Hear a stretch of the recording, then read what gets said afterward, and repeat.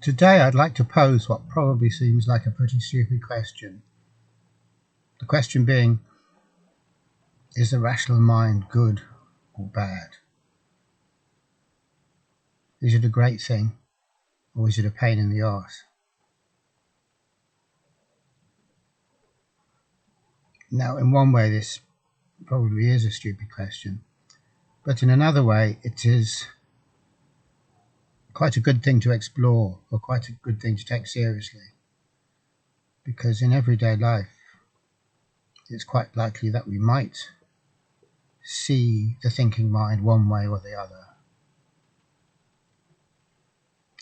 So if I got a job working in a laboratory, I'm a top chemist working in some company or working in some government research lab or whatever, I will see my mind, my thinking mind, as a great thing because it's paying dividends. It's giving me the job that I've got because I've got a highly functional brain, and obviously that goes for a whole load of things. Whenever we're in a bit of a pickle and we can think our way out of it, then we're going to say, hey, yeah, this mind is helpful. And we'll say, thanks, buddy, that's really great, thank you. If we are aware enough, we might say that, unless we just take it totally for granted, which we probably do, I suppose. And then the other side of the coin is if our mind is giving us a hard time and putting us through lots and lots of suffering. Now, if that's happening to me, I'm not going to say, thanks a lot, buddy, you're really helping me out, unless I mean it sarcastically, of course. So if the thinking mind is, for example, telling me that lots and lots of bad things are going to happen, and every few minutes it's thought of a new bad thing that's going to happen, and it keeps telling me the bad thing's going to happen, which the thinking mind is quite capable of doing. It's quite capable of getting into that kind of a habit. Then I'll be constantly getting jolts of fear and adrenaline rushes. I'll be having a bad time. I won't be having a nice time. So in that case, it's hard to see how the thinking mind is a good thing, because it's the thoughts that I have are thoughts that upset me and terrify me. And it's the same if the thinking mind is telling me that I'm a crap and useless person, which again is pretty common behavior for the thinking mind. It does that quite a lot. Now, if all the time my mind is telling me that I'm a useless waste of space, and look at what an idiot I am, and look how you screwed that up again, just like you always do, I'm going to think that the mind is a total bastard, and with very good reason. It's perfectly understandable that I wouldn't see the thinking mind in a good light in this case. The other possibility, which also happens, is that when the mind does tell me stuff like that, for example, that I'm a useless, crappy, pathetic person, that I could actually believe it. And so I don't think that the mind is like an abuser or someone who's given me a hard time. I just think it's me.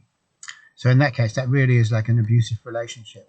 In a successful abusive relationship, successful from the point of view of the abuser, of course, because it's not particularly successful from the point of view of the one who's being abused. In a successful way, if I'm the abuser and I'm constantly abusing my partner, then I get it so they think it is them and it's all their fault, and it's not my fault for telling them, because I'm only pointing out the truth, and they'd kind of probably feel sorry for me because I have to, live with such a useless, crappy person. So in that case, when the abuser mind really gets a grip on us, we don't say, oh, the mind is a bad thing. We just think, I'm a bad person. So that's a possibility.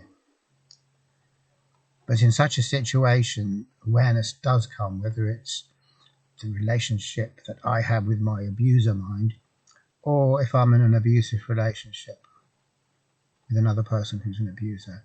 Awareness does come. Generally, there are moments of awareness, and as I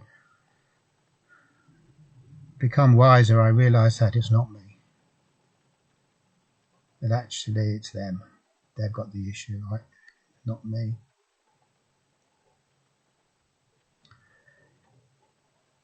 So in this case, somebody might try and answer this by saying, well, clearly the thinking mind, when it works well, is a good friend, but when it goes wrong and there's something wrong with it, who knows what, because we don't know what really, then it malfunctions, just like anything. Any machine that malfunctions isn't going to do a good job, and it could actually end up doing us a lot of harm. So that's one kind of an answer, and it's a simplistic kind of an answer really, because it doesn't really shed any light on the matter, because that leads us into the paradigm of what we could call the error paradigm, when the mind has obviously got an error in it and it's malfunctioning, so we need to fix it. And that's exactly the paradigm that we've been using for many decades now, and it hasn't really helped. It doesn't really help to see the mind as being beyond reproach and an excellent thing, except when it breaks or misfires. That isn't helpful because it fails to see to the heart of the matter. And the heart of the matter is what really determines whether the thinking mind is helpful or not is the question of whether it serves me as an instrument or tool, in which case I can put it away when I don't need it, put it back in its box, or whether it's actually taken over and it's running me rather than me using it when I want to. So in that case, this has nothing to do with the mind being broken. It's just what the mind will always do when it is given a superior position to us and it's placed up in a position of power over us. The mind, in that case, will always flip over and become malignant, inevitably. And it's got nothing to do with the structure of the mind. That's just the way things work. It's like a genie out of the bottle. A genie can be very useful. You can make wishes and stuff like that. But unless you're very careful with the genie and you know what you're doing, he'll screw you over. He'll get the better of you because he's very powerful. And he's only doing what you want because you're keeping an eye on him. So if you're a bit slack, the tables will be turned in no time at all, and you will be suffering from the genie getting the better of you and tricking you, which is what genies do. And you won't want to go back into his thing again, his lamp or whatever it is. So this leads on to the question of how exactly, what does it mean for me to be the one who's using the tool rather than the one who is being used by the tool? So what does that mean in practical terms? Because we all feel that we're using the mind. I see a problem and I solve it. I think that I'm using the mind. But very often that isn't the case. It's, as David Bohm says, the mind lets on to us that we're calling the shots, that we're the boss, just to keep us happy, really. So it's not as simple as that. The mind will always let us think we're in control. If it doesn't, then we're not going to be very happy campers, obviously. And that's the same as saying that if you really want to imprison someone, you have to make them think they're free, which is a well-known kind of a thing that people have often said. in various ways. So if you really want to make someone into a prisoner, you don't surround them with iron bars and padlocks and towers and fences with razor wire and all that crap. That would be an idiotic thing to do. All you need to do is convince them that they're free already, and you don't have to take any precautions at all, because they'll never try to escape, as is often said. So there is a way to look at this that's kind of helpful, and that's to look at what exactly the mind does. And what the mind does is it defines. So it says what things are, or it gives us answers that are definite, or however you might like to put it. And if the thinking mind didn't do this, if it just came up with a bunch of, yeah, well, maybe, a kind of like, or 20 different answers at the same time, we wouldn't be very impressed, and it wouldn't be very practical. It'd be entirely not practical. But the mind is practical, and it is practical because it is very, very clear and black and white about things. It says this is this. And when it says this is this, it means it is this and nothing else. It's very, very pinpointed. It's very, very precise.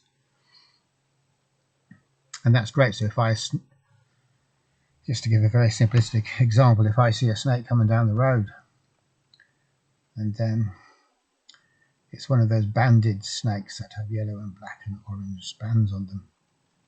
Now there's two types of banded snakes like that. One's a coral snake, which is deadly poisonous, and one's a false coral snake.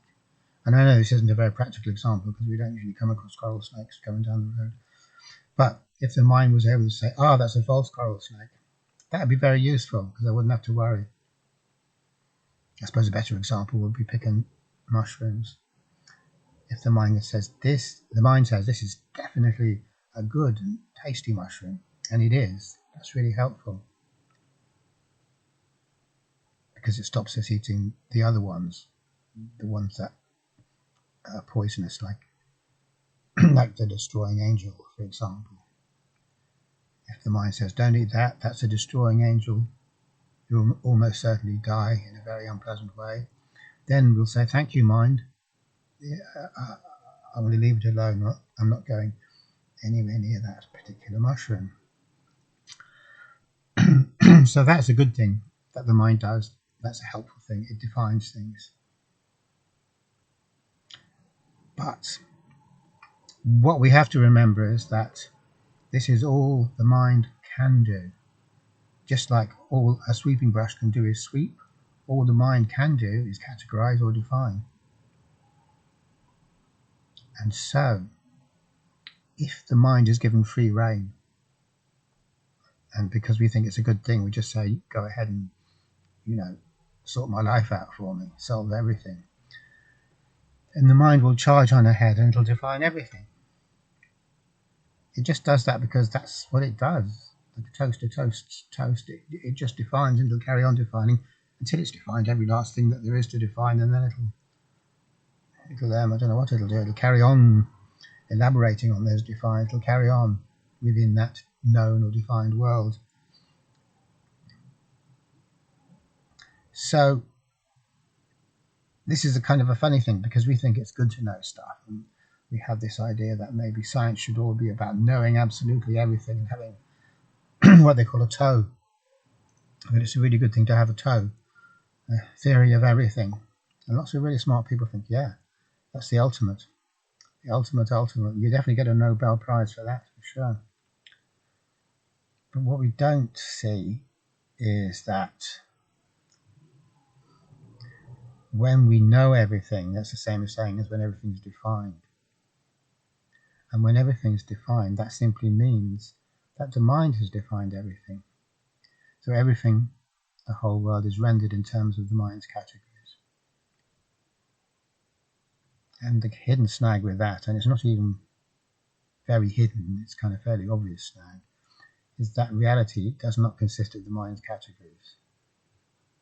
That's just a kind of a the thing we do to kind of help make sense of the world in a practical way. So if I end up in a world that is made up of the mind's categories, I am ending up in a world that the thinking mind has created for me. And it's a very brutal world. It's like, this is this and nothing else. It's a dogmatic world. It's like joining one of these religions where they tell you what things are and what they're not, and there's absolutely no choice about it. Of course, it's not just religions do that, society does that. It's a very common kind of a thing, and the reason it's a very common kind of a thing is, of course, because the thinking mind is behind it all, and that's the thinking mind's game. Now, in one way we like this because we love the security of that. So there's something in us saying, yes, please, tell me what it is, tell me what life is, tell me who I am, tell me what I'm supposed to do, and tell me everything. So there is this thing that's in us and wants to know that, says that. But what we want is also the very worst thing for us, because as any psychotherapist or anyone that's ever undergone psychotherapist will tell you, security is a prison. It's a prison we can't get out of, and there's no life in it either. It's utterly sterile, and it's a really deadly and deadening place to be. So in a way, it's what we want, because we know what everything is, and everything's defined, and there's nothing unknown, and there's no spooky surprises, but there's no life in it either, because the essence of life is that it's a surprise, spooky or otherwise, and that it's undefined, and that we don't know it, and it's always just new, really. And it doesn't make sense in terms of what we think we did understand about life. So, to get back to my point, when we allow the mind free rein, the thinking mind free rein, it creates a black and white, totally known universe that is also totally false. It's totally false because it says it is the one and only reality or the one and only world, and absolutely it's not reality. It's a mind-produced fiction. Very obviously it's a mind-produced fiction. Obviously that is from the point of view of us having this discussion maybe, but not when you're actually stuck in the mind-created definite reality. In that case, it's not obvious. It's not obvious because we are under the laws of the thinking mind, and the thinking mind doesn't give us any means of questioning itself. It doesn't give us the capacity or the ability to question the nature of the assertions that it makes to us. We don't have the ability to see through it, in other words. We're hypnotized. Another way of putting it is just to say we're totally hypnotized. So when we're under the power of the thinking mind, and the thinking mind has run away with us like that, as it does, one thing is that we end up in this closed world where everything's defined and nothing is real, nothing has any life to it, nothing has any spark to it, really, any magic to it, or poetry to it. And the other thing is that we're so damn hypnotized, we can't tear ourselves, we can't tear our eyes away from this picture that we've been given, we can't extricate ourselves from this absurdly dumb and simplistic and also banal picture of the world that the mind has created for us. And the mind's picture of the world is always banal, just like a fundamental religion. And I keep using fundamental religions because they're a very good example of the thinking mind when it's allowed to have free rein. Everything that a fundamentalist says about the world is utterly appallingly banal and stupid. There's absolutely no poetry, no subtlety, no nuance in it at all. It's like being hit in the head with a brick, which would leave you thinking, hang on, why would God even bother to make a world if it's as stupid as you say it is? Why would he bother? And the answer is, of course, he wouldn't. It's only that these guys are looking for security in a desperate way, so they've created a very banal but very certain universe so they can inhabit it and feel secure and pay the price of living in a totally sterile, banal world, which is fair enough. That's kind of it. If that's what you want, if that's what I want, I can do that. That's a possibility. That's what we get for running away from ontological risk, where everything is known and we don't have to think for ourselves. We end up in a banal world, and we will suffer as a result of that because we can't be alive in it. Life cannot live under those conditions, really.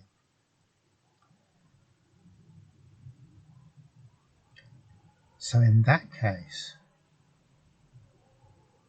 we end up with a situation that is exactly the same as all the fairy stories, where some helpful magical device is allowed to run amok, and the person that is called that magical device into activity is not wise enough to know how to stop it again. So if we think about sweeping brushes, I might be a bit lazy and I don't want to sweep the house from top to bottom, so I find out the magic spell to make the sweeping brushes sweep all by themselves. But I don't know how to stop them, so they just keep on sweeping and sweeping and sweeping, and they never stop sweeping. So that's not good. And that's in the Fantasia film by Disney. I've never seen it, but I gather that is in it. And it's also the story of the magic porridge pot and a number of other stories, which across the world in different versions we have a number of stories like that. So a sweeping brush sweeps. A magic porridge pot cooks porridge out of nowhere without having to add anything to it. And the thinking mind defines. And that is at the same time a good thing and a bad thing. Okay, thanks for watching.